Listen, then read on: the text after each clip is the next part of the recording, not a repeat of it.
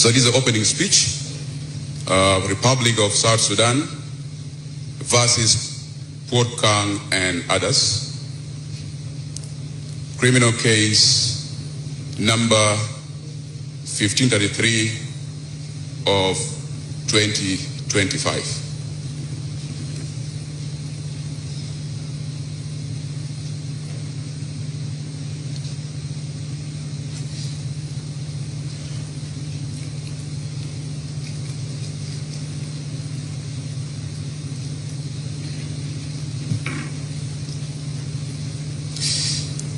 Honorable Presiding Justice and distinguished members of the bench, with due respect and on behalf of the Republic of South Sudan, allow us to present this prosecution opening speech. On the 3rd through the 7th of March 2025, in Nasir County, Upper Nile State, the people of South Sudan and the world witness the gravest crimes that strike at the very heart of our constitutional order, endangered our national security and traumatized and inflicted immeasurable suffering on the people of South Sudan. The government military garrison in which Yardio, Nasir was attacked and overrun by the White Army militia. The government forces that surrendered on their own and those that surrendered on the persuasion of the chief accused person, Dr. Riek Machar, including the late David Majur, who was to be evacuated by a UN helicopter. Those injured and those captured alive were rounded up and executed at point blank. The dead were dragged around and others dumped into the river and others left to rot where they were executed. My Lord Justices, on April 20th, the South Sudan People's Defense Forces, SSPDF, regained the control of Nasir Town and Wich Yardio military garrison. At Wich Yardio garrison, they were welcomed by the dry bones of their slain comrades. An apocalyptic scene comparable to the biblical phrase of Valley of Bones. But here, my lords, it was a barbed wire garrison, a plain land of bones overlooking the silent and grieving river. The prosecution stands before you today on behalf of the people of the Republic of South Sudan to seek justice for these heinous crimes committed by the accused persons.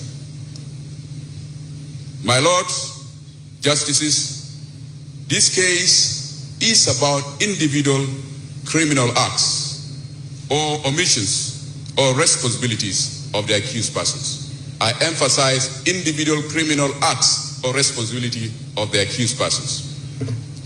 The accused persons are namely Port Kang Chol, Lieutenant General Gabriel Droblam, Mampal Duor, Garawich Lamport, Dr. Riek Machar, Brigadier General Camilo Gadmichael, First Lieutenant Mading Riek Yak, and Lance Corporal Dominic Gadgok Riek, who are present before you here, and others who are at large,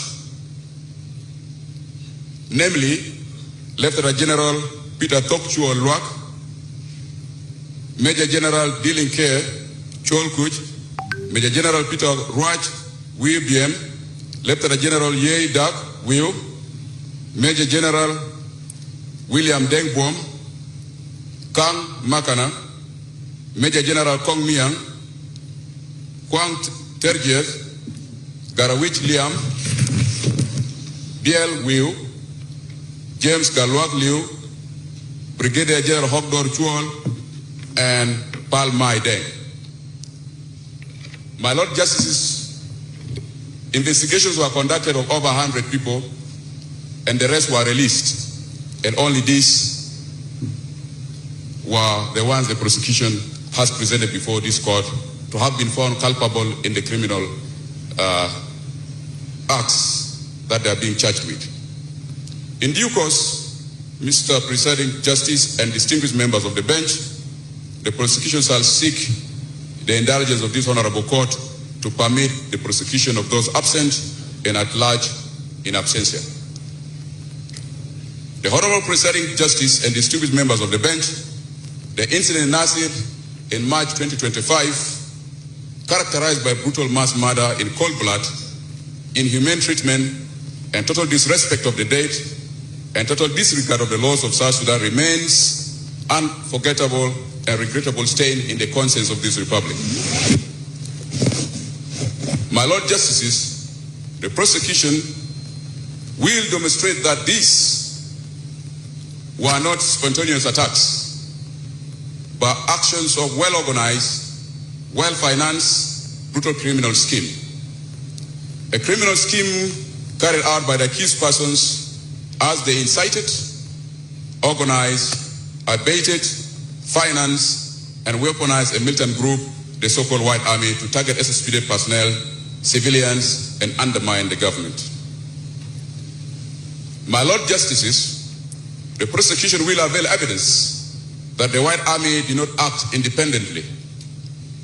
They were under the direct command of the fourth accused person, General Gabriel Doplam, Major General Dealing Care, who is at large, and the fifth accused person, Dr. Yagmacha, and financed by the first accused person, Mr. Port Kangchol, and Mampal Duor, the third accused person. The attacks by the White Army were planned, funded, coordinated, and commanded by some of the commanders of SPLA-IO. We emphasize some of the commanders of SPLA-IO. The commanders in Juba coordinating the assault were Lieutenant General Gabriel Doplam and Major General Dealing Care. And on the ground in Nasir, the SPLA-IO officers commanding the White Army were namely the late Torgel, Ton, Kang Makana, who is at large, Lieutenant General Peter Tokchuol, Brigadier General Manpinj Pal, Brigadier General Peter Palmut Yaj, Bol Doyak, and Major General Kong Muyang. This means the attacks were executed under the direct orders of the fifth accused person, who is the commander-in-chief of the SPLA forces. The evidence the prosecution will present will establish this clear and undeniable claim and the chain of command. It will demonstrate that the militant White Army operated under the direct command and influence and the strategic direction of the accused persons before you and those at large.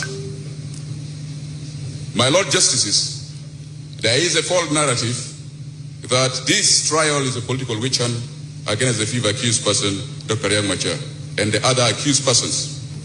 Contrary to this claim, my lords, this trial is about the rule of law.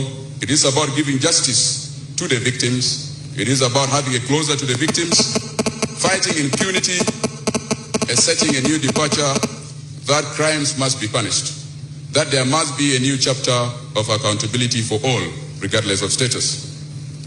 Albeit this, it is inversely an opportunity for the accused persons as well to clear their names. In this commitment to the rule of law, my lords, the accused persons before you are presumed innocent as per our Constitution until found guilty by this competent court. It is to this commitment that this trial is open to the public. Further, my lords, it is to this commitment that the accused is duly represented by a competent defense team. And the Republic of South Sudan is willing and in position, given the nature of the offenses herein, to assign lawyers in addition, if need be, to defend the accused persons. The Honorable Justice and the distinguished members of the bench, the accused persons, Port Kang and others, stand charged with treason, concealing treason, subverting the Constitution, insurgency, banditry, terrorism, terrorist financing, mass murder, destruction of protected property, treasury, attacks on United Nations personnel, unlawful seizure of a military garrison, and participation in an organized